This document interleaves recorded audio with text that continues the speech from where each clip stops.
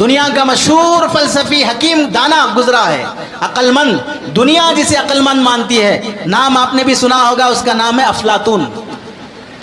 اس کے پاس ایک عورت اپنا بچہ لے کے آئی اور کہا کہ میں اپنے بچے کو آپ کے حوالے کرتی ہوں، اس کی تربیت کیجیے۔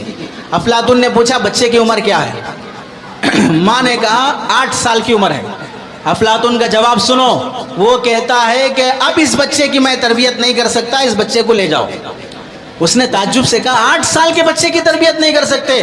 افلاطون کہنے لگا میرے پاس بچے کی تربیت 6 سال کے اندر اندر ہو جانا چاہیے، میرے پاس بچے کی تربیت 6 سال کے اندر اندر ہو جانا چاہیے۔ اب یہ 8 سال کا ہو گیا، 2 سال لیٹ ہو گئے، اب اس کی تربیت مشکل ہے۔ نانی اور دادی بچوں کو اتنا لاڈ سے پالتی تھیں کہ بچہ ماں کے پاس اتنا نہیں رہتا جتنا دادی کے پاس رہتا، جتنا نانی کے پاس رہتا۔ اب نانی بھی شیطان کی نانی ہو گئی، دادی بھی شیطان کی دادی ہو گئی، اب انہیں بچوں سے کوئی لگاؤ ہی نہیں ہے۔ پڑوسیوں کے ساتھ بیٹھیں گے گھنٹے گھنٹے، لیکن بچوں کو نہیں پالیں گے۔ اور تو اور بعض تو بیٹی کے بچے آئے تو بہت اچھا پالتے ہیں، بیٹے کے بچے پوتے رہے پوتیاں ہیں اتنا انٹرسٹ نہیں رہتا، نواسے نواسیاں آئے تو بہت پالتے ہیں۔ نواسیوں سے محبت کرنے کے بعد پھر بہو سے توقع رکھو اچھی خدمت کرتی بول کے۔ جب بہو دیکھ رہی ہے کہ میرے بچے کے ساتھ کوئی تعلق پیار محبت نہیں ہے اور نڑن آتے ہی نڑن کے بچوں کو سر پہ بٹھا لیے، کھلائے پلائے نچائے، تو پھر کبھی وہ بہو کے دل میں ساس کی محبت پیدا نہیں ہوتی۔ Thanks for watching. Don't forget to like, comment, share and subscribe to الحمد لله نحمده ونستعينه ونستغفره ونؤمن به ونتوكل عليه ونعوذ بالله من شرور أنفسنا ومن سيئات أعمالنا من يهده الله فلا مضل له ومن يضلله فلا هادي له ونشهد أن لا إله إلا الله ونشهد أن محمدًا عبده ورسوله أما بعد فقد قال الله تبارك وتعالى في القرآن المجيد والفرقان الحميد أعوذ بالله من الشيطان الرجيم بسم الله الرحمن الرحيم يا أيها الذين آمنوا قوا أنفسكم وأهليكم نارا وقال النبي صلى الله عليه وسلم أدبوا أولادكم على 3 خصال: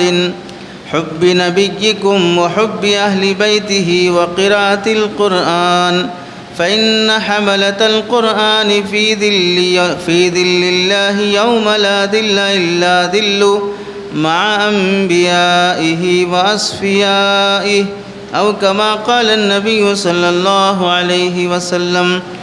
اللهم صل على سيدنا محمد وعلى آل سيدنا محمد وبارك وسلم. اللهم صل على سيدنا محمد وعلى آل سيدنا محمد وبارك وسلم. اللهم صل على سيدنا محمد وعلى آل سيدنا محمد وبارك وسلم. میرے محترم عزیزوں، بزرگوں اور دوستوں، قرآن مجید کی آیت اور حدیث پاک کی روشنی میں آپ حضرات کے سامنے جو بات عرض کرنی ہے وہ ہے مسلمانوں کے گھروں کا اسلامی دستور کیا ہونا چاہیے، یعنی مسلمان اور غیر مسلم، مسلمان اور عیسائی، مسلمان اور ہندو، یہودی، یہ سب الگ الگ مذہب کے لوگ ہیں۔ جب یہ اپنے اپنے گھروں میں رہتے ہیں، بستے ہیں، جیتے ہیں، دن رات گزارتے ہیں، تو مسلمانوں کے جینے میں اور غیر مسلموں کے جینے میں کیا فرق ہوتا ہے؟ مسلمان اپنے گھر میں کیسا رہنا چاہیے اور غیر مسلم اپنے گھروں میں کیسے رہتے ہیں؟ کیا تعلیمات ہیں اسلام کی کہ مسلمان اپنے گھر میں اس طریقے سے رہے؟ اس متعلق کچھ باتیں عرض کرنی ہیں۔ قرآن مجید میں اللہ رب العزت ارشاد فرماتے ہیں، یا ایھا الذین آمنوا، اے ایمان والوں، قوا انفسکم واہلیکم نارا، اپنے آپ کو اور اپنے گھر والوں کو جہنم کی آگ سے بچاؤ۔ اس آیت کے تحت میں حضرت عبداللہ ابن عباس رضی اللہ تعالیٰ عنہما، حضرت اکرمہ اور دیگر مفسرین فرماتے ہیں کہ اللہ رب العزت نے جو فرمایا کہ اپنے آپ کو اور اپنی اولاد کو جہنم کی آگ سے بچاؤ، اس کا مطلب یہ ہے کہ تم اپنی اولاد کو ادب سکھاؤ، اپنی اولاد کو قرآن کی دین کی تعلیم دو، اس سے بچہ جہنم کی آگ سے بچے گا۔ اگر انسان کو انسان کا بچہ بننا نہیں سکھایا گیا، انسان کو قرآن حدیث اللہ کی تعلیمات رسول اللہ کی تعلیمات نہیں سکھائی گئی، اس کے بغیر چاہے جتنی بھی دولت دے لو، جتنی بھی راحت کا سامان دے لو، پھر بھی وہ انسان کا بچہ نہیں بنے گا، پھر بھی وہ جہنم سے بچنے کا کوئی راستہ اس کے پاس نہیں رہے گا۔ اس لیے فرمایا گیا اپنے آپ کو اور اپنی اولاد کو جہنم کی آگ سے بچاؤ۔ اسے اور آسان مثال سے سمجھنے کے لیے، اگر آپ کو معلوم ہو جائے کہ بھئی کوئی ایسی وبا اور کوئی ایسی بیماری اور فلو پھیل گیا ہے جس کی وجہ سے بچے اچانک بیمار پڑ رہے ہیں اور مر رہے ہیں، تو پھر آپ بتائیے، قریب ہی میں چند دن پہلے آشوب چشم کا مرض پھیلا تھا، آنکھوں کی بیماری لوگوں کو کہیں بہت زیادہ دیکھنے میں آ رہی تھی، اسکولوں کو چھٹی دے دی گئی، کئی ماں باپ اپنے بچوں کو اسکول بھیجنے تیار نہیں ہوئے، صرف آنکھوں کی بیماری، ایسی کوئی بڑی بیماری جو کینسر ہو، ایڈز کی بیماری ہو اور کوئی بڑا مرض ہو، ایسا نہیں تھا، اس کے باوجود بھی دوسرے کی آنکھوں کی بیماری میرے بچے کو لگ جائے گی، میری بچی کو لگ جائے گی، اس واسطے جہاں وہ بیماری لگتی ہو، چاہے وہ اسکول ہو، کالج ہو، کوئی مدرسہ ہو، وہاں سے بھیجنے سے بھی اپنے بچوں کو روک لیا گیا تھا۔ جب اپنے بچوں کے سر درد، بخار، آنکھوں کا مرض اور کوئی دوسرا کھانسی اور کھجلی کے مرض سے بچانے کے لیے اتنی فکر کی جاتی ہے کہ جہاں سے وہ بیماری آ رہی ہے وہاں اپنے بچوں کو بھیجنے تیار نہیں ہوتے، تو پھر یہ کیوں عقل میں نہیں آتی بات؟ یہ تمام دنیا کی بیماریوں سے بڑھ کر سب سے بڑی بیماری ہے دوزخ کی آگ کی بیماری، جہنم کی آگ میں جلنے کی بیماری۔ ایسی وبا پھیل گئی جس کی وجہ سے گھر میں جہنم کی آگ داخل ہو رہی ہے، اس سے اپنے بچوں کو بچانے کی فکر نہیں ہے۔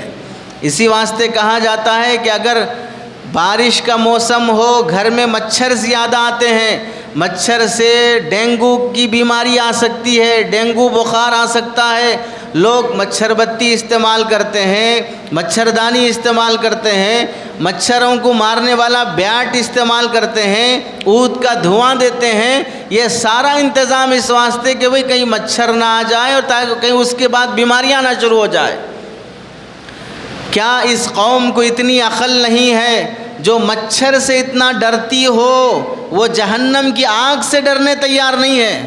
اپنی اولاد کو مچھر کی بیماری سے بچانا چاہتی ہو، وہ اپنی اولاد کو جہنم کی آگ کی بیماری سے بچانا نہیں چاہتی ہے کہ ہمارا بچہ کن کی صحبتوں میں جی رہا ہے، کون سی فلم دیکھ رہا ہے، فون اور واٹس ایپ پہ کس کے ساتھ چیٹنگ میں لگا ہوا ہے، کیسی گندی اور گھٹیا دوستوں کے ساتھ اس کا اٹھنا بیٹھنا ہو رہا ہے۔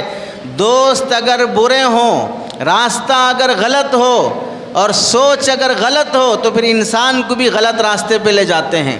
برے دوست اچھے انسان کو بھی برا بنا دیتے ہیں۔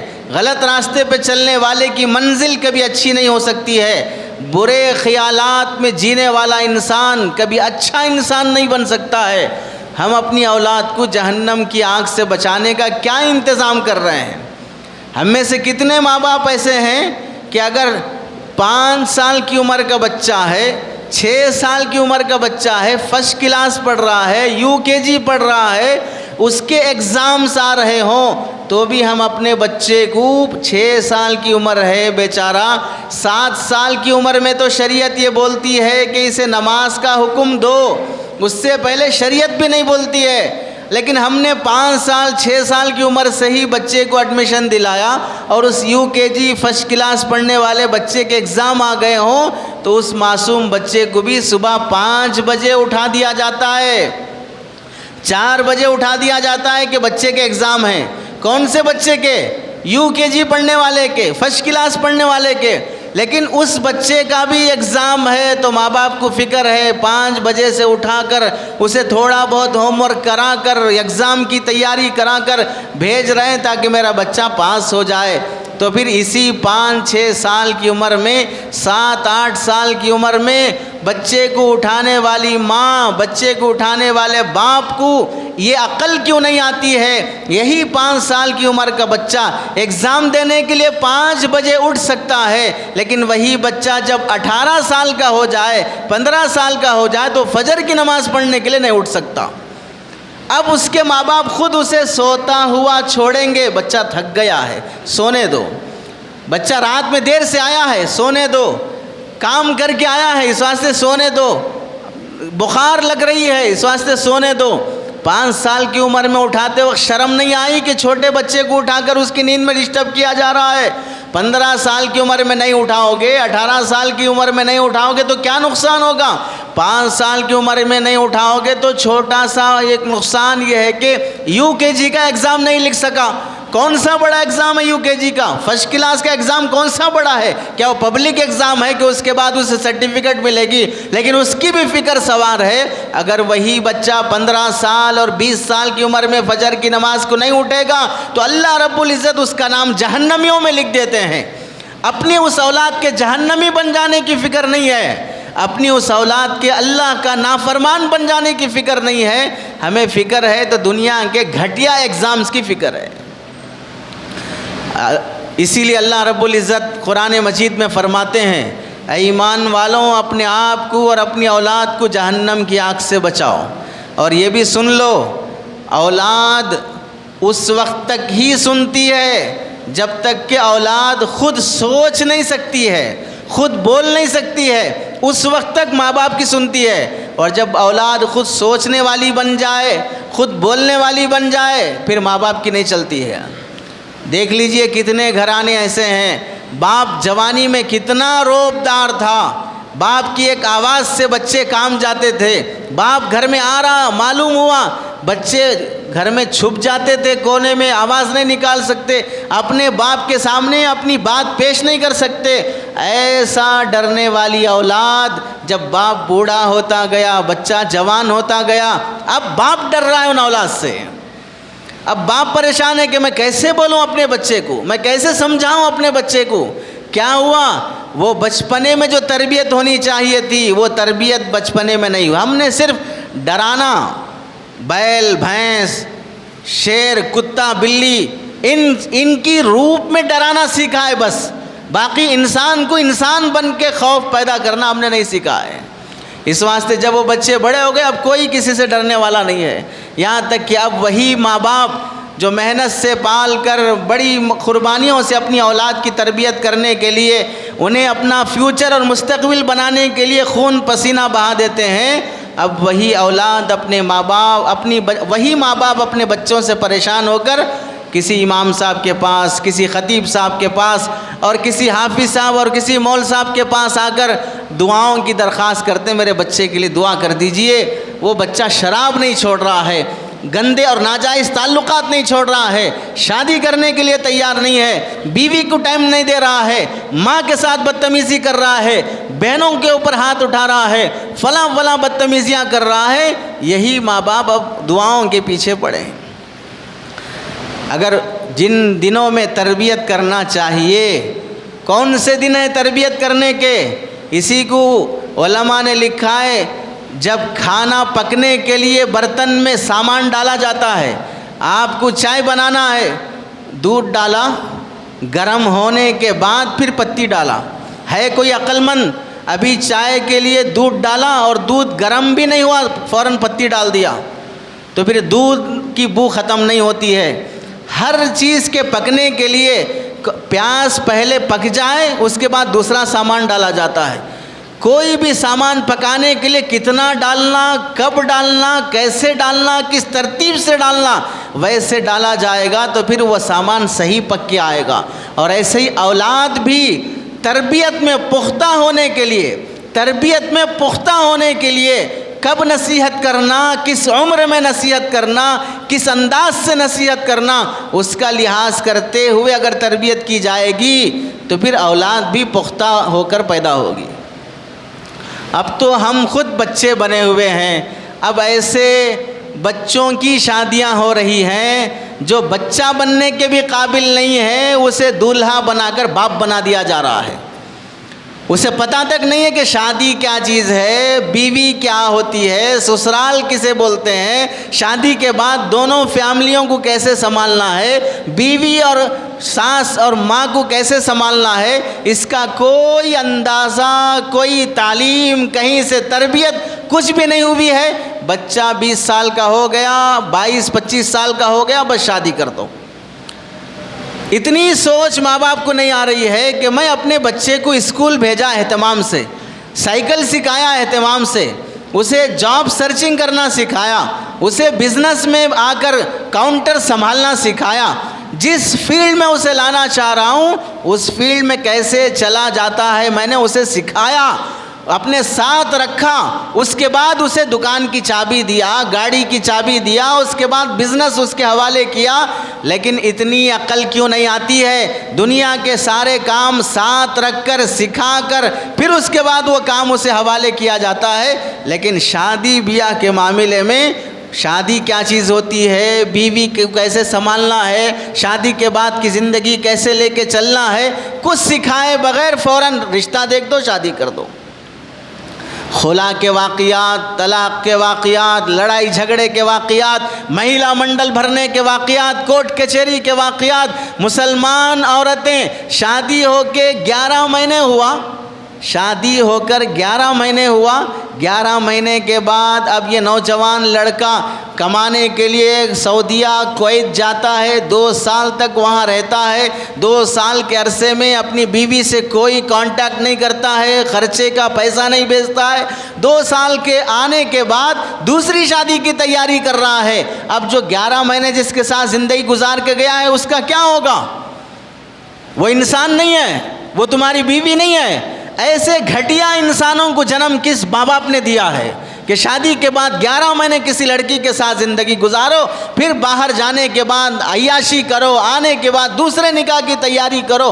یہ کون سے حیوانوں کی دنیا میں انسان جی رہے ہیں؟ یہ کیوں ہو رہا ہے انسانوں کے ساتھ درندوں کا معاملہ، عورتوں کے ساتھ حیوانوں کا معاملہ؟ بچوں کی تربیت جیسے بچپن میں ہونا چاہیے ویسے نہیں ہونے کی وجہ سے پھر وہ ماں باپ کے لیے دنیا میں ہی جہنم بن جاتے ہیں۔ حدیث پاک میں اللہ کے نبی علیہ السلام نے فرمایا، ادبوا اولادکم علی 3 خصال، اپنے بچوں کو 3 باتوں کی نصیحت اور اہتمام سے سکھاؤ۔ حب نبیکم، اپنے نبی کی محبت سکھاؤ، وحب اہل بیتہ، اہل بیت کی محبت، آل رسول کی محبت، خاندان رسول صلی اللہ، خاندان مصطفیٰ، اہل بیت صلی اللہ علیہ وسلم کی محبت سکھاؤ۔ اور تیسری چیز ہے وقراءۃ القرآن، قرآنی تعلیمات سکھاؤ، قرآن پڑھنا بھی ہو، قرآن کی تعلیمات بھی ہو، یہ 3 چیزیں اپنے بچوں کو سکھاؤ۔ فإن حملة القرآن في ظل الله يوم لا ظل إلا ظله، اس واسطے کہ جو قرآن پڑھتا ہے، قرآن کا حافظ بنتا ہے، قرآن کی تعلیمات پر چلتا ہے، کل قیامت کے دن اللہ تعالیٰ اسے اپنے سائے میں رکھیں گے۔ اللہ کے سائے کے علاوہ کل قیامت کے دن کوئی سایہ نہیں ہوگا۔ اور صرف ایسے بچوں کو اللہ کا سایہ ہی نہیں، ماں انبیائہ و اصفیائہ، اللہ تعالیٰ نبیوں کے ساتھ، اپنے منتخب برگزیدہ مخصوص بندوں کے ساتھ اللہ ایسے نیک بچوں کا حشر فرمائیں گے۔ اس واسطے آپ علیہ السلام نے فرمایا اپنا نبی کون ہے اسے سکھاؤ، قرآن مجید کیا ہے اور اس کی تعلیمات کیا ہے اسے سکھاؤ۔ اب آپ دیکھ لیجئے، ہم دنیا میں جیتے ہیں، دنیا میں ہر آدمی کے مختلف شعبے ہیں. آپ تاجر ہیں, مارکیٹ میں رہتے ہیں, مارکیٹ میں ہوٹل بھی ہے, کپڑوں کی تجارت بھی ہے, کرانہ اسٹور بھی ہے, سبزی بھی ہے, فروٹس بھی ہے, ہر طرح کے بزنس کرنے والے ہیں. ہم سب جانتے ہیں کہ ہر بزنس کے اصول الگ الگ ہوتے ہیں. ہر بزنس کے اصول الگ الگ ہوتے ہیں. کپڑوں کے کاروباریوں کا بھی اصول الگ ہوتا ہے, اور کرانہ اسٹور کے کاروباریوں کا اصول الگ ہوتا ہے, سبزی بیچنے والوں کا اصول الگ ہوتا ہے, فروٹس بیچنے والوں کا اصول الگ ہوتا ہے. آپ کسی کمپنی میں چلے جائیں, کسی آفس میں کام کرنے چلے جائیں, کمپنی کے اپنے رولز ہوتے ہیں. آپ سرکاری عہدے میں کام کر رہے ہیں, اس عہدے میں رہ کر آپ کو کام کرنے کے بھی اصول ہوتے ہیں. ہر جگہ پر کہاں بیٹھنا, کتنے بجے آنا, کتنے بجے جانا, آپ کی جگہ کون سی ہے, آپ کا کام کیا ہے, کتنی دیر تک کام کرنا, لنچ ٹائم کون سا ہے, پھر اس کے بعد ڈنر ٹائم کون سا ہے, آپ کے لیے چھٹی کون سے دن رہے گی, یہ سارے اصول مارکیٹ میں جتنے لوگ جیتے ہیں اور جہاں جہاں کام کر رہے ہیں سب کو معلوم ہے. لیکن تھوڑا بتائیے, یہ سارے مارکیٹ, آفس, کمپنی میں کام کرنے والے شام ہونے کے بعد جب گھر واپس لوٹتے ہیں, گھر میں رہنے کے رولز کیا ہیں, کسی نے بتایا؟ گھر میں رہنے کے اصول اور آداب کیا ہیں, کبھی سوچا؟ کمپنی کے رولز کو میں فالو کروں گا, 9 بجے اگر جا کے انگوٹھا دکھانا ہے, تھم لگانا ہے, تو 9 بجے میں وہاں حاضر ہوں. اور پھر آفس میں جانے کے بعد فون یوز نہیں کرنا, تو فون بازو رکھ کے جا رہا ہوں. اور یہ ٹائم سے لے کر یہ ٹائم تک کرسی کو چپکے رہنا, ہٹنا بھی نہیں, یہاں سے بیٹھ کے سسٹم کے پاس کام کرتے رہنا, تو میں رول فالو کر رہا ہوں. اور لنچ کا ٹائم 1.25 گھنٹہ 45 منٹ آپ کو دیا جا رہا ہے, اسی گھنٹے کے درمیان میں جا کر واش روم سے بھی فارغ ہوں گا, نماز کا ہے تو نماز سے بھی فارغ ہوں گا, کھانا ہے تو کھانے سے فارغ ہوں گا, چائے پی کر پھر میں واپس اپنی جگہ پر 1.25 گھنٹے کے اندر اندر آ جاتا ہوں. یہ سارے رولز میں فالو کر رہا ہوں کسی کمپنی اور آفس میں. لیکن کیا میں گھر آنے کے بعد رولز فالو کر رہا ہوں؟ مجھے گھر میں کیسے رہنا چاہیے, کتنے بجے آنا چاہیے, کون سے ٹائم پہ کھانا کھانا چاہیے, کہاں بیٹھ کے کھانا چاہیے, فون کتنی دیر گھر میں استعمال کرنا چاہیے, فون کہاں رکھنا چاہیے, گھر کے کچھ اصول ہیں؟ گھر کے کوئی اصول نہیں ہیں.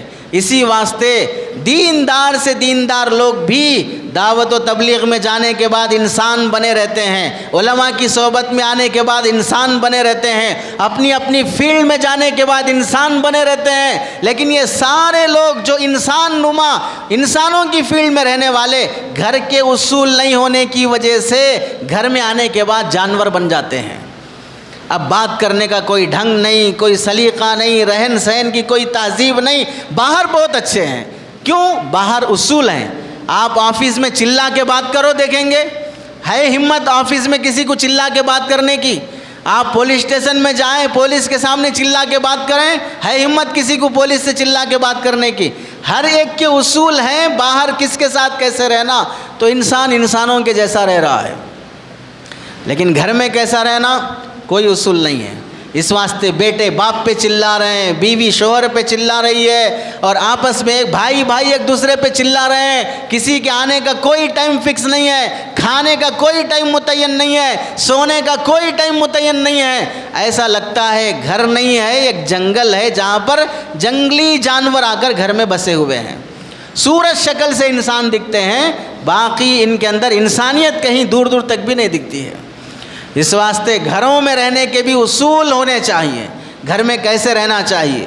اب دیکھ لیجئے, ہم گھر میں رہتے ہیں, سماج میں جو 12 بجے تک, 2 4 بجے تک چبوتروں پہ بیٹھ کر رات دیر تک نشہ کرنے والے, گندی فلموں میں رہنے والے, چبوتروں اور کٹوں پہ بیٹھ کر آنے جانے والوں کو پریشان کرنے والے, رات بھر کی نیند برباد کرنے والے نوجوانوں کی تربیت اگر بچپن میں ان کے ماں باپ کیے ہوتے تو پھر یہ نوجوان آج گلی کوچوں میں دکھائی نہیں دیتے, چبوتروں اور کٹوں پہ دکھائی نہیں دیتے. جس دن آپ کو معلوم ہوا کہ میرا بیٹا فلاں نالائق اور بدتمیز سڑک چھاپ کی صحبت میں گیا ہے, اس کے ساتھ ہوٹل میں چائے پیا ہے, اس کے ساتھ فلاں جگہ پر دوستی میں بیٹھا تھا, فوراً باپ کی ذمہ داری یہ تھی کہ تنبیہ کرتا, روکتا, منع کرتا, آئندہ پھر کبھی ملاقات کرنے پر تنبیہ اور اسے خبردار کرتا تو پھر آج یہ دن دیکھنے کو نہ ملتے کہ مسلمانوں کی اولاد کو پولیس خاص طور سے مسلم ایریوں میں آ رہی ہے اور آ کر پھر مسلمانوں کے بچوں کو جو چبوتروں اور کٹوں میں بیٹھے ہوئے ہیں پکڑ پکڑ کے بیلوں کو لے جانے کی طرح لے جا کر اندر ڈالیں گے، رات بھر رکھیں گے، صبح ان کے ماں باپ کو کال کر کے بلائیں گے اور ایک غیر مسلم کھڑے ہو کر پیشاب کرنے والا اس نمازی کو، اس داڑھی ٹوپی والے کو ڈانٹ کر کہے گا تمہیں شرم نہیں آتی؟ تمہارا مذہب یہ سکھاتا ہے تمہارے بچے رات میں کہاں رہتے ہیں تم کو معلوم نہیں ہے، عقل نہیں ہے؟ وہ ڈانٹ کر تنبیہ کر کے تمہیں بھیجے گا، پھر تمہیں عقل آئے گی کہ ہم مسلمان ہوتے ہوئے کسی غیر مسلم سے اپنی اولاد کی خاطر گالیاں سن کر آنا پڑتا ہے۔ کیوں آیا یہ دن؟ یہ گھٹیا دن کیوں آیا؟ کس نے مجبور کیا؟ کیا کوئی ملک کا پرائم منسٹر تمہاری ٹانگ پکڑ پکڑ کے کٹوں پہ بٹھایا؟ کوئی یہودی اور عیسائی کان پکڑ پکڑ کے لے جا کے چبوتروں پہ بٹھایا؟ کوئی غیر مسلم اور مسلمانوں کا دشمن تمہارا گریبان پکڑ پکڑ کے لے جا کے شراب پینے کے لیے اڈوں پہ لے گیا؟ کسی باطل طاقت کا اس میں حصہ نہیں ہے، کوئی دشمن کی پلاننگ نہیں ہے کہ مسلمان کٹوں پہ بیٹھیں، لیکن کون کیا ہے؟ مسلمان خود آوارہ ہوا ہے، مسلمان خود آزاد مزاج بنا ہے، ماں باپ کی جیسی توجہ ہونا چاہیے ویسے توجہ نہیں ہونے کی وجہ سے۔ اس لیے تربیت کوئی آسان کام نہیں ہے، مشکل ترین کام ہے تربیت۔ کیوں؟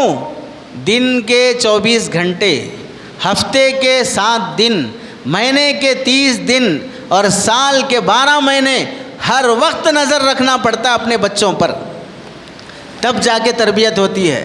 کھانا دن میں 3 ٹائم کھا سکتے ہیں، 5 ٹائم بھی کھا سکتے ہیں شوگر کے مریض ہوں تو، لیکن تربیت کے لیے 24 گھنٹے بچوں پہ نگرانی کرنا پڑتا ہے، تب جا کے بچوں کی تربیت ہوتی ہے۔ آج ہمارا مسئلہ یہ ہے، بچوں کی تربیت کے لیے جیسے توجہ دینا چاہیے ویسی توجہ کے لیے ہمارے پاس ٹائم نہیں ہے۔ اور سنیں، دولت فصلوں کی حفاظت کرنا آسان ہے، نسلوں کی حفاظت کرنا مشکل ہے۔ فصل کسان جو اگاتا ہے اس کی حفاظت آسان ہے، کیسے؟ اگر فصل کے لیے کوئی درندہ فصل میں گھس کر آ جائے اور کھانے لگ جائے تو ایک روبوٹ ایک پتلا بنا کر ہانڈی پنا کر اسے نقشہ چھڑا کر ہاتھ پھیلا کے رکھا دیتے ہیں اور وہ جانور پرندے سمجھیں گے کوئی انسان کھڑا ہے، اس سے اس کا باغ اور فصل بچی رہتی ہے۔ اور کبھی کبھار خود کسان رات میں جا کر اپنے کھیت میں سو جاتا ہے اور کبھی سیٹی بجاتا ہے، آوازیں نکالتا ہے، اس سے اپنے فصل کی حفاظت کرتا ہے۔ لیکن نسل کی حفاظت کے لیے لالٹین جلانے سے، روبوٹ کھڑا کر دینے سے، کوئی سیٹی بجانے سے اولاد کی تربیت ہونے والی نہیں ہے۔ فصل 4 دیواری میں ہوتی ہے، کوئی گھس کے آنا چاہے کرنٹ کے وائر لگا کر بھی جانوروں کو مار دیا جاتا ہے، فصل میں اندر آنے نہیں دیا جاتا ہے۔ لیکن نسل کو 4 دیواری میں جانوروں کو باندھ کر رکھنے کی طرح باندھ کر نہیں رکھ سکتے۔ کچھ گھنٹے گھر میں رہے گا، کچھ گھنٹے اسکول میں رہے گا، کچھ گھنٹے پارک میں رہے گا، کچھ گھنٹے بازار میں رہے گا، اب اسے باؤنڈری وال کام نہیں کرے گی، اس کی حفاظت کرنا بہت مشکل ہوتا ہے۔ فصل کی حفاظت آسان ہے، نسل کی حفاظت مشکل ہے۔ اور فصل 1 سال اگر برباد بھی ہو جائے کسان کا نقصان ہو جائے گا، لیکن اگلی سال وہ پوری ہمت کے ساتھ کھڑے ہوتا ہے کہ مجھے گزشتہ سال کے نقصان کی بھی بھرپائی کرنا ہے، اور پھر وہ اگلے سال محنت کر کے اپنی فصل کا دگنا نفع کما لیتا ہے۔ لیکن اگر نسل ایک بار برباد ہو جائے تو پھر کوئی ہے ماں باپ یہ جو سوچ رہے ہوں ٹھیک ہے یہ 4 بچے بگڑ گئے تو بگڑ گئے، اب پھر دوسری شادی کرتا ہوں اور ایک 4 بچے جنم دیتا ہوں، پھر اس کے بعد ان کی اچھی تربیت کرتا ہوں۔ ایک بیوی کو سنبھالنا بھاری پڑ رہا ہے اور ایک بیوی کا سوچے گا کوئی انسان آج کے زمانے میں؟ سننا تک گوارا نہیں کرتے ہیں لوگ۔ بعض لوگ تو ایسے بھی ہیں کہ جب دوسرے نکاح کی اہمیت اور ضرورت پر کوئی بھی مولانا بیان کرتے ہیں تو بعض لوگ کمنٹس میں لکھتے ہیں مولانا صاحب آپ کتنے نکاح کیے ہیں بتائیے۔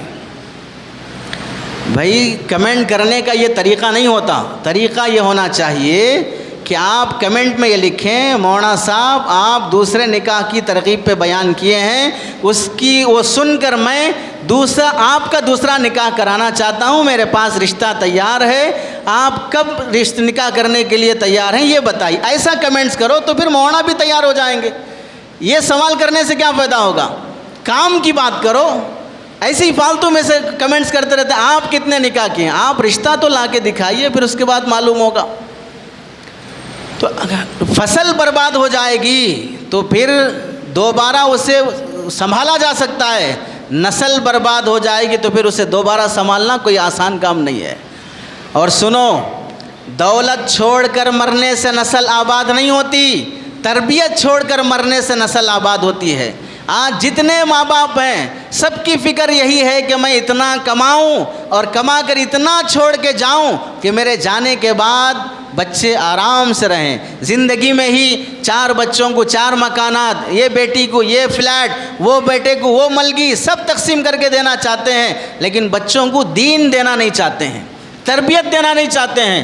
سنو، دولت چھوڑ کے مرنے سے کوئی حاصل نہیں ہوگا، وہ اچھی چیز ہے، منع نہیں ہے، اولاد کو بھکاری اور فقیر بنا کر چھوڑنے کی شریعت میں تعلیم نہیں ہے، لیکن زیادہ تعلیم اور ترغیب اور اہمیت بچوں کو تربیت چھوڑ کے مرنے کی ہے۔ دنیا کی دولت بھی اگر چھوڑ کے مرو گے، قارون کی، ہارون شداد کی بھی دولت چھوڑ کے مرو گے، پھر بھی اگر تربیت نہیں دو گے اپنی اولاد کو، یہ دنیا بھر کی دولت اولاد کے کچھ کام نہیں آئے گی۔ آپ کو معلوم ہونا چاہیے، پہلے زمانے میں بنو امیہ خاندان کا ایک بادشاہ گزرا ہے، خلیفہ منصور۔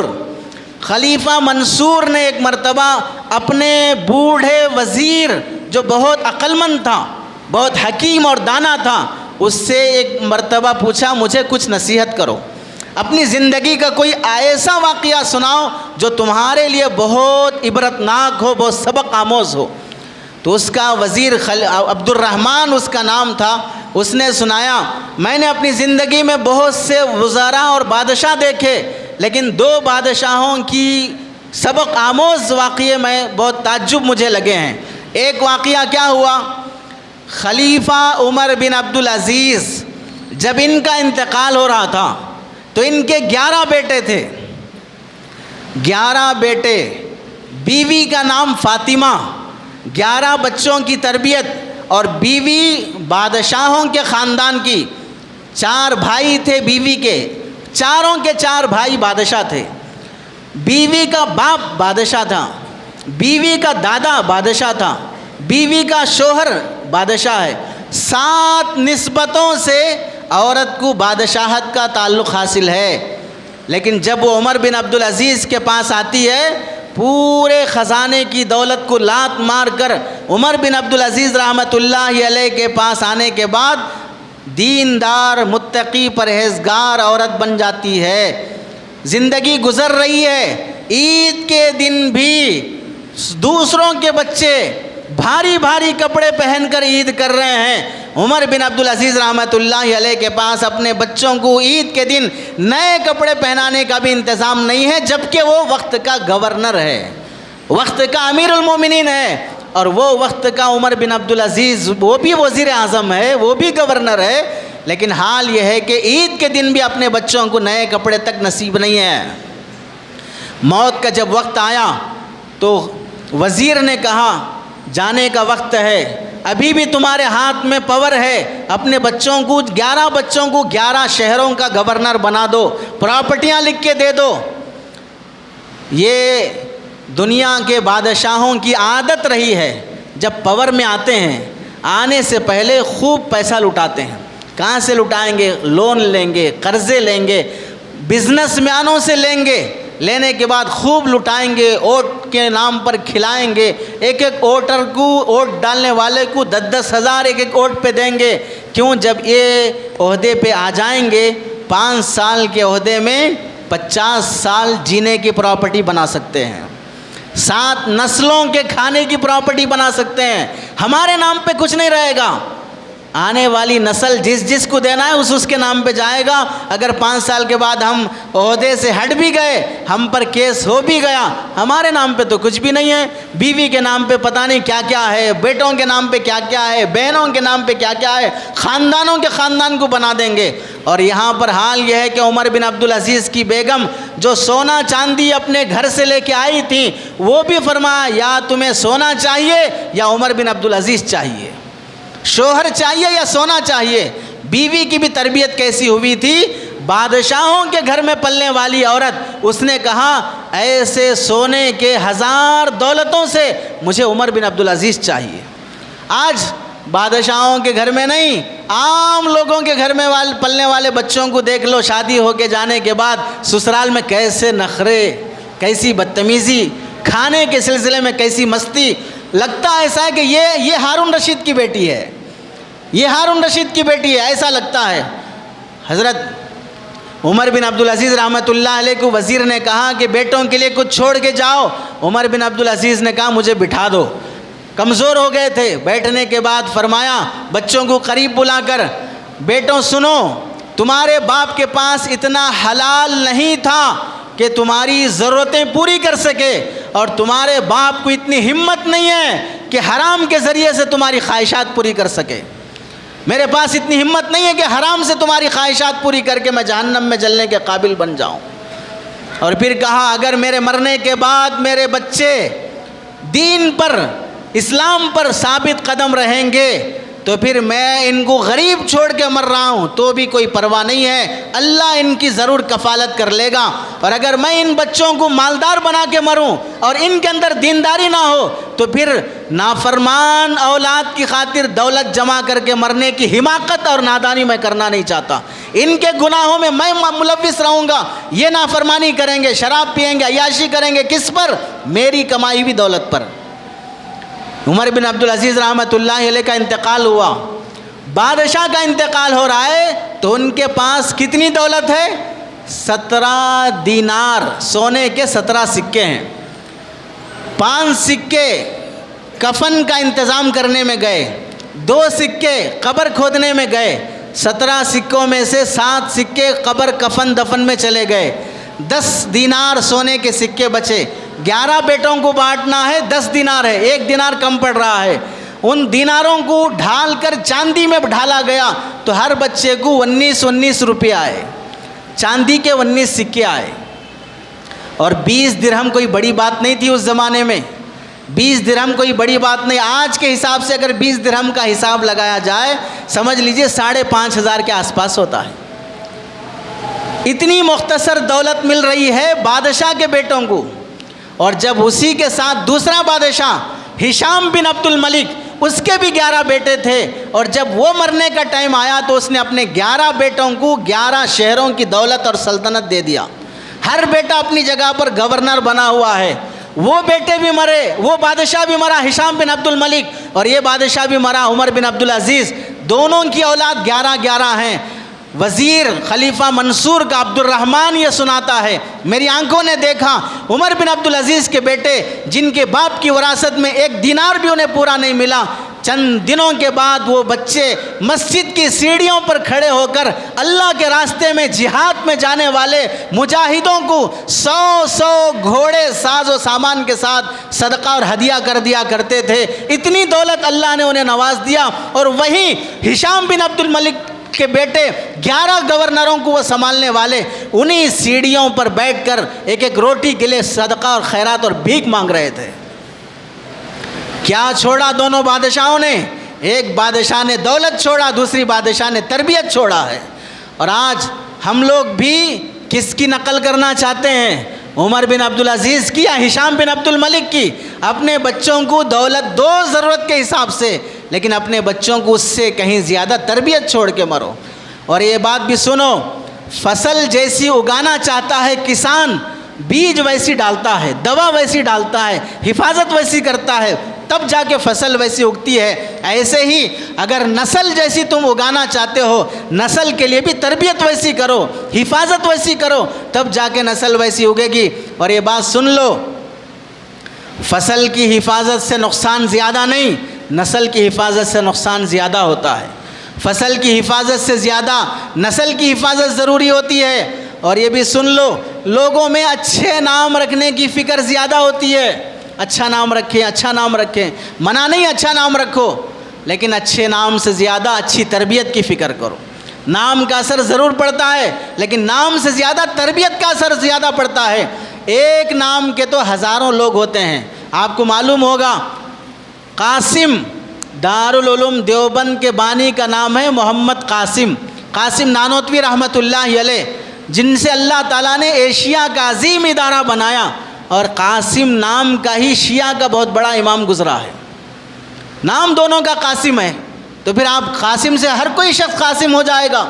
نام ایک نام کے دسیوں لوگ ہوتے ہیں، آدمی نام سے نہیں کردار سے جانا جاتا ہے۔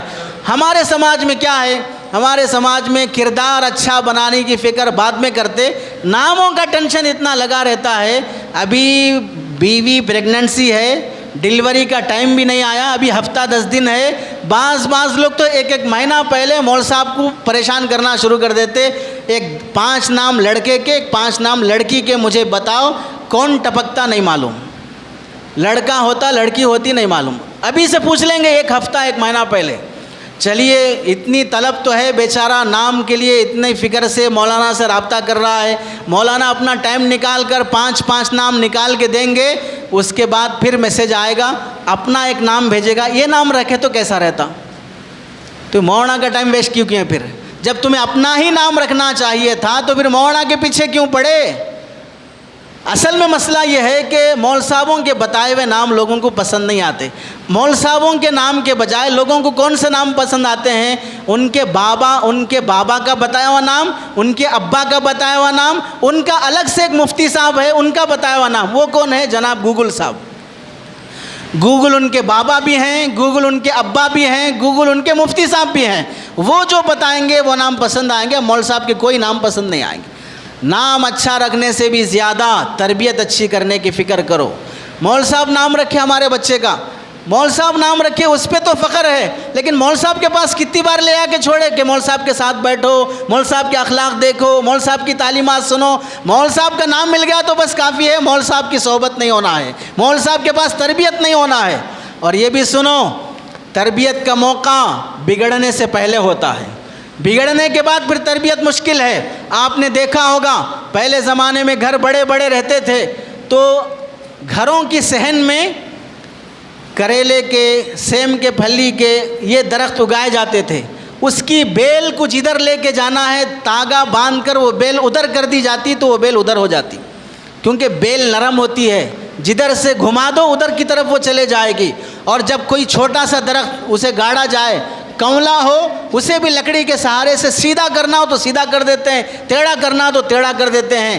یہ سب بیل نرم ہے، کونلے درخت نرم ہوتے ہیں، اسے جدھر گھمانا چاہو گھوم جائیں گے، لیکن اگر وہ سخت ہو جائیں گے تو پھر بلڈوزر بھی کام نہیں آئے گی اسے گرانے کے لیے۔ اگر گرانا چاہو تو GHMC والے آگے آڑے آ جائیں گے، یہ درخت آپ ہٹا نہیں سکتے۔ کیسے؟ اس کی مثال جیسے بڑا درخت ہو گیا، اب GHMC کے بغیر آپ گرا نہیں سکتے۔ بچہ بچی 18 سال کے ہو گئے، اب قانون ان کا سپورٹ کرے گا، اب ماں باپ بھی ان کو ہٹا نہیں سکتے۔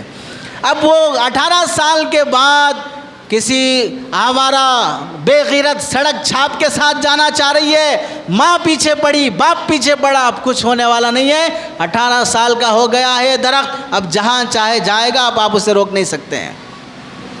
دنیا کا مشہور فلسفی حکیم دانا گزرا ہے، عقل مند، دنیا جسے عقل مند مانتی ہے، نام آپ نے بھی سنا ہوگا، اس کا نام ہے افلاطون۔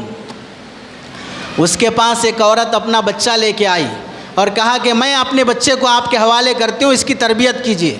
افلاطون نے پوچھا بچے کی عمر کیا ہے؟ ماں نے کہا 8 سال کی عمر ہے۔ افلاطون کا جواب سنو، وہ کہتا ہے کہ اب اس بچے کی میں تربیت نہیں کر سکتا، اس بچے کو لے جاؤ۔ اس نے تعجب سے کہا 8 سال کے بچے کی تربیت نہیں کر سکتے؟ افلاطون کہنے لگا میرے پاس بچے کی تربیت 6 سال کے اندر اندر ہو جانا چاہیے، میرے پاس بچے کی تربیت 6 سال کے اندر اندر ہو جانا چاہیے۔ اب یہ 8 سال کا ہو گیا، 2 سال لیٹ ہو گئے، اب اس کی تربیت مشکل ہے۔ اب سمجھ لیجئے، یا تو ہم بے وقوف ہیں یا افلاطون بے وقوف ہے، جسے ساری دنیا عقل مند مانتی ہے۔ وہ تو کہتا ہے کہ 6 سال میں ہو جانا چاہیے، اور ہم سمجھتے ہیں کہ 12 سال بھی ہو جائے ابھی بچہ ہے، ابھی چھوٹا بچہ ہے، 15 سال کا بھی ہو جائے ابھی بچہ ہے۔ یہاں تک کہ ہمارے کتنے مسلمان ہیں 10 سال کی عمر والی لڑکیوں کو، 8 سال کی عمر والی بچیوں کو بغیر آستین کے کپڑے، چھوٹے آستین کے کپڑے، جالی دار والے آستین کے کپڑے، گلا نظر آ رہا ہے، پیٹ کمر نظر آ رہی ہے، پنڈلیاں نظر آ رہی ہے، ایسا ڈریس پہناتے ہیں، وہ بھی عید کے دن۔ عید جیسے مبارک دن میں ایسے کپڑے پہناتے ہیں، اور جب ان سے کوئی مولانا کہتے ہیں کہ ایسے کپڑے نہ پہناؤ، یہ شرم حیا کے خلاف ہے، تو اب تو گوگل صاحب نے بہت دین سکھایا ہے، تو مولانا سے پوچھے گا الٹا اس پر شرعی پردہ فرض ہوا ہے؟ کیا اس پر پردہ فرض ہوا ہے ابھی کہ ہم اسے ایسے کپڑے پہنائیں ویسے کپڑے پہنائیں؟ دین بہت آسان ہے، ان مول صاحبوں نے اسے ٹائٹ کر کے رکھا ہے۔ ایسے پاگل ذہن رکھنے والوں کو کان کھول کے نہیں، دل کے دروازے کھول کے سن لینا چاہیے۔ ٹھیک ہے، شریعت کا ابھی اس پر پردے کا حکم نہیں آیا ہے 8 سال کی 10 سال کی بچی پر، لیکن سن لو، سماج اتنا درندہ بن چکا ہے، سماج کا یہ رویہ بن چکا ہے، لوگ نکاح کرنے کے لیے عمر پوچھتے ہیں، زنا کرنے کے لیے عمر نہیں پوچھتے ہیں۔ لوگ نکاح کرنے کے لیے خاندان دیکھتے ہیں، منہ کالا کرنے کے لیے کوئی خاندان نہیں دیکھتا۔ کتنی معصوم بچیوں کو، کشمیر کی 7 سال کی بچی کو 1 ہفتے تک 3 درندوں نے مندر کے انڈر گراؤنڈ میں رکھ کر اس کے ساتھ زیادتی کر کے اس کی لاش کو سڑک پر پھینک دیا۔ ایسے واقعات کیا ہمارے سامنے نہیں ہیں؟ پھر ہم یہ سمجھتے ہیں کہ ہماری بچیوں کو ہم ابھی سے اتنا زیادہ ٹائٹ رکھنے کی کیا ضرورت ہے؟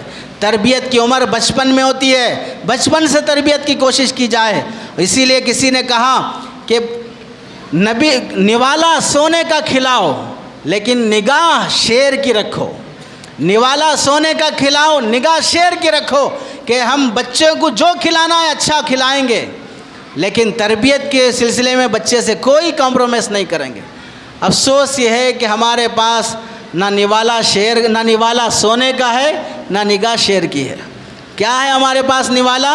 چپس ہے، کرکرے ہیں، مرمرے ہیں، باہر کی چردنی ہے، ایسی چیزیں جو بھینس بھی نہیں کھاتی وہ چیزیں بچوں کو کھلائیں گے، ایسی چیزیں جو بیل بھی نہیں کھاتا وہ بچوں کو کھلائیں گے۔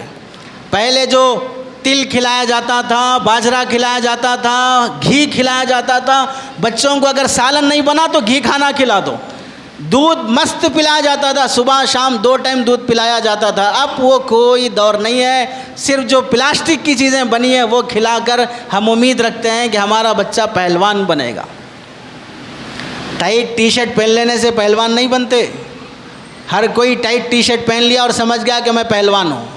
نوالا ایسی غذا دو جو بچے کے لیے طاقتور ہو، اور نگاہ بھی ایسی رکھو جو بچے کے حق میں کہاں جا رہا ہے، کب آ رہا ہے، کس کے ساتھ اٹھنا بیٹھنا ہے، چال چلن کیسی ہے، فون کا استعمال کیسا ہے، یہ سب تربیت کے لیے بہت ضروری ہے۔ ایسا سمجھ لیجئے، جیسا درخت ہوگا ویسا پھل ہوگا، ماں باپ جیسے ہوں گے بچے بھی ویسے ہوں گے۔ بچوں کی اچھی تربیت کے لیے ماں باپ کو بھی اچھے بننا پڑتا ہے۔ جو ماں یہ چاہتی ہے کہ میری بچی پردے والی ہو، اچھی زبان والی ہو، حیا والی ہو، وہ ماں بھی دیکھے روزانہ قرآن کی تلاوت کتنی کر رہی ہے ماں، روزانہ مصلی پر کتنی دیر بیٹھتی ہے، روزانہ اپنی ساس کے ساتھ اس کی گفتگو کیسے ہے، اپنے شوہر کے ساتھ اس کی زبان کیسے ہے۔ ماں کو جب یہ بچے دیکھ رہے ہیں کہ بدتمیزی کر رہی ہے، اور یہ ماں چاہتی ہے کہ میرے بچے بااخلاق بنے، میرے بچے ادب اور تمیز والے بنے۔ بدتمیز مائیں کبھی اپنی اولاد کو تمیزدار نہیں بنا سکتی ہیں۔ جن کے اندر انسانیت نہیں ہے وہ ماں اور باپ اپنے بچوں کبھی انسان کا بچہ نہیں بنا سکتے ہیں۔ اور یہ بھی سن لو، بچوں کی ضد پورا کرنے سے کبھی بچوں کی تربیت نہیں ہوتی۔ جو مانگا دے دیا، جو پوچھا دے دیا، بس ختم، اس سے کبھی تربیت نہیں ہوگی۔ کچھ چیزیں دیں اور کچھ چیزوں سے دینے سے رک جائیں اور انہیں اپنی اطاعت کا پابند کریں، اس سے بچوں کے اندر تربیت ہوتی ہے۔ اور یہ بھی سن لیں، اولاد کو اسکول کے حوالے یا مدرسے کے حوالے کر کے مطمئن نہ ہو جائیں کہ اب اسکول والے میرے بچے کی تربیت کر دیں گے، مدرسے والے میرے بچے کی تربیت کر دیں گے۔ اسکول والے، مدرسے والے آپ کے بچے کو پڑھانے کی ذمہ داری لیے ہیں، انسان بنانے کی ذمہ داری نہیں لیے ہیں۔ جانوروں کے ایریے سے آ کر انسان کہاں سے بنے گا؟ 6 گھنٹے وہ اسکول میں رہتا ہے، مدرسے میں رہتا ہے، باقی 18 گھنٹے تمہارے پاس رہتا ہے۔ تم اپنی منمانی سے فون دکھاؤ، غلط دوستیوں میں بھیجو، باہر ہوٹلوں کے کھانے کھلاتے رہو، اب اس کے بعد مول صاحبوں پر، اسکول والوں پر آ کے پکارتے رہو ہمارا بچہ ایسا ہوا ویسا ہوا۔ اپنی کوئی ذمہ داری نہیں ہے کہ ہمارے پاس بچہ آنے کے بعد ہم اسے کیسے رکھنا چاہیے۔ اس واسطے اسکول اور مدرسے والوں پر بھروسہ نہ کرو کہ ہمارے بچے کی تربیت پوری ہو جائے گی، خود بھی باپ ہونے کی حیثیت سے جائزہ لیتے رہنا ہے۔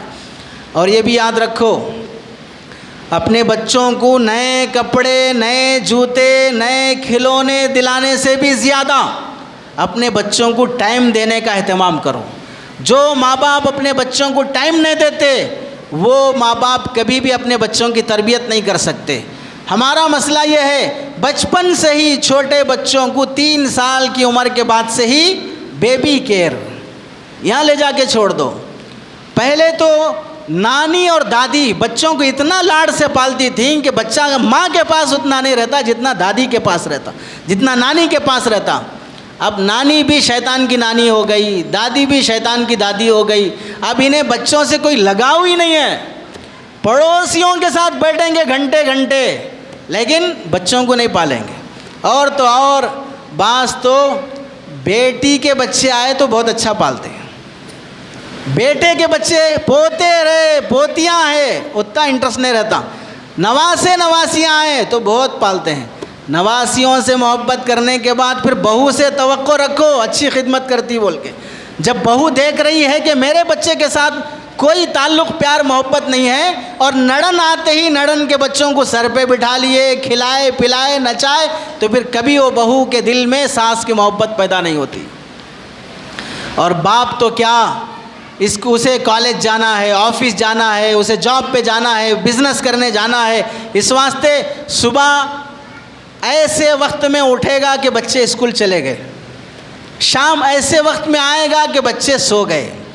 ہفتے میں ایک بار بچوں کو باپ کی صورت دیکھنے کا موقع ملتا ہے، 2 دن میں ایک بار باپ دکھتا ہے، تو پھر ایسے باپ کو سمجھ لینا چاہیے کہ میں باپ نہیں ہوں، میں نالائق ہوں۔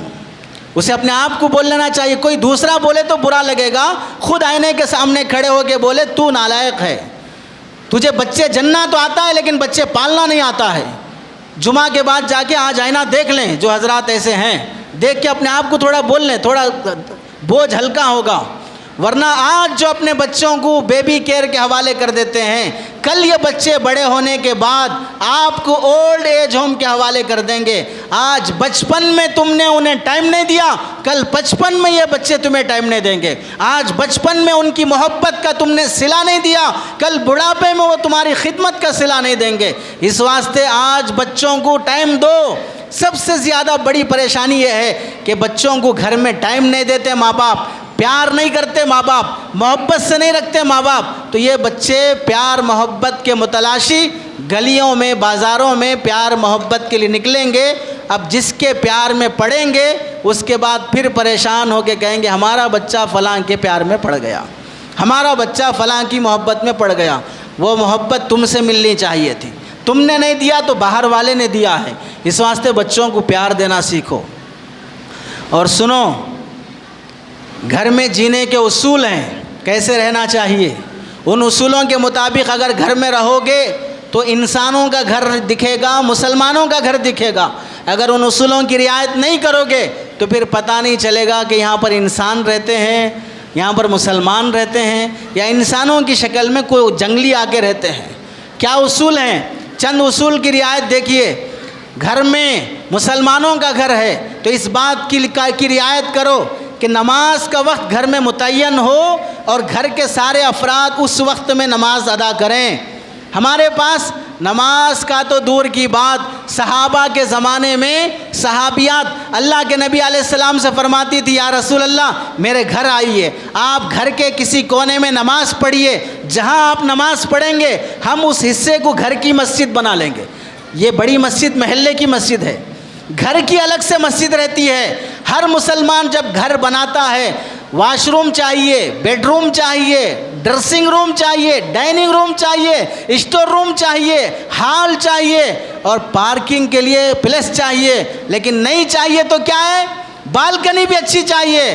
نماز اور عبادت کے لیے اس کے گھر میں، اس کے ذہن میں، دل و دماغ میں تصور تک بھی نہیں ہے مسلمان کے گھر میں نماز کی بھی کوئی جگہ الگ سے بنانا چاہیے۔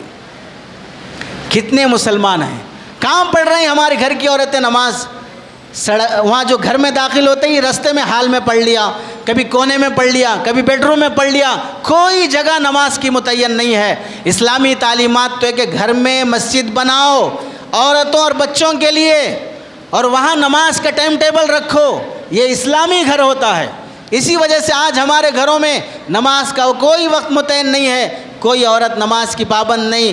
اب مردوں کو تو اذان دی جا رہی ہے، بلا رہے ہیں، یہ مجمع جمع ہو رہا ہے۔ اب جتنے لوگ یہاں پر بیٹھے ہیں آپ جا کے دیکھ لیجئے، آپ کے گھروں میں رہنے والی بیٹیاں اور مائیں کس وقت نماز پڑھ رہی ہیں جمعہ کی، ہو کہاں پڑھ رہی ہیں؟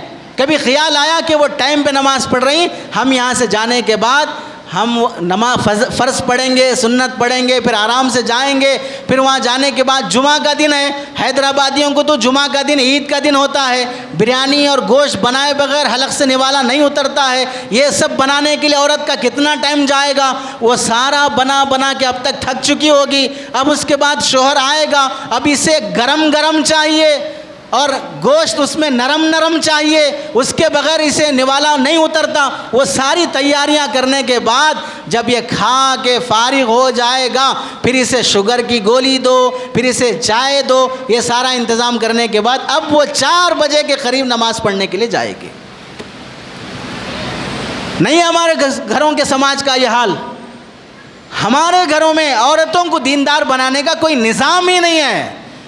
گھر میں رہنے کا اصول نمبر 2، ہر نعمت پر بچوں کو سکھاؤ الحمدللہ کہنا، جزاک اللہ کہنا، چھینک آئی تو الحمدللہ کہنا، چھینک والے کو یرحمک اللہ کہنا، چھوٹی چھوٹی بات پر شکریہ ادا کرنا سکھاؤ۔ بیٹے نے اگر تمہیں گلاس کا پانی دیا، بیٹے کو جزاک اللہ بولو۔ بیٹے نے اگر تمہارے چپل سیدھے کر دیا تو بیٹے کو جزاک اللہ بولو۔ بیوی نے تمہارے لیے دسترخوان لگایا یا بستر لگایا تو اسے جزاک اللہ بولو۔ ماں باپ کو سلام کرنے کی تمیز نہیں ہے، بچوں کو کیا سکھائیں گے؟ ماں باپ اپنے بچوں کو شکریہ تک نہیں کرتے ہیں۔ بیوی کو سلام کرتے ہوئے شرم آتی ہے، گالیاں دیتے ہوئے شرم نہیں آتی ہے۔ سکھاؤ، انسان بنو تو انسان کے بچے بنتے ہیں۔ تیسرا اصول یہ ہے، ہر وقت بچوں کو اس بات کا عادی بناؤ، ہمیں جو کچھ مل رہا ہے وہ اللہ کی طرف سے مل رہا ہے، ہمارا کوئی کمال نہیں ہے۔ بچوں کی توجہ اللہ کی طرف کراؤ۔ تیسری بات، گھر میں مار پٹائی، گالم گلوچ، لان تان، یہاں تک کہ کوئی آدمی اونچی آواز سے بھی بات نہیں کرے گا، یہ گھر کا اصول ہے۔ باپ بھی زور سے بات نہ کرے، ماں بھی زور سے بات نہ کرے۔ ہر کسی کو بات کرنا تو کیسے انداز سے بات کرنا؟ گھر کے بڑے حضرات بھی اپنی بات شفقت سے پیش کریں گے، چھوٹے لوگ اپنے خیالات کا اظہار احترام کے ساتھ کریں گے، کوئی چلا کر بات کرنے کی اجازت نہیں ہوگی۔ ہمارے پاس ایسا کوئی اصول نہیں ہے۔ بعض گھروں میں تو دیندار لوگ ہیں، اللہ معاف کرے، شاید میں مجمع میں یہ بات کہہ رہا ہوں، پڑھے لکھے لوگ حافظ بن گئے، عالم بن گئے، لیکن اپنی بہن کو جانور کی طرح مارتے ہیں۔ انسانیت ہی نہیں ہے۔ کیوں؟ اب اسے کوئی پوچھنے والا نہیں ہے، باپ آوارہ ہے، ماں پاگل ہے، اور یہ 1 نمبر کا ہٹا ہوا ہے، اس واسطے اپنی منمانی چلاتا رہتا ہے، جس پہ آیا گالیاں بک دیا، جس پہ آیا ہاتھ اٹھا دیا۔ یہ انسانوں کا گھر نہیں ہوتا ہے۔ باپ کو بھی بلا وجہ کے مارنے کی اجازت نہیں ہے، ماں کو بھی مارنے کی اجازت نہیں ہے۔ مار پٹائی سے اولاد کی تربیت نہیں ہوتی ہے۔ پہلے دل جیتو، سنو سمجھو۔ حجام کے پاس جاؤ گے اگر ٹخلا کرانے کے لیے، پانی ڈال کر پہلے بالوں کو نرم کر لیتا ہے۔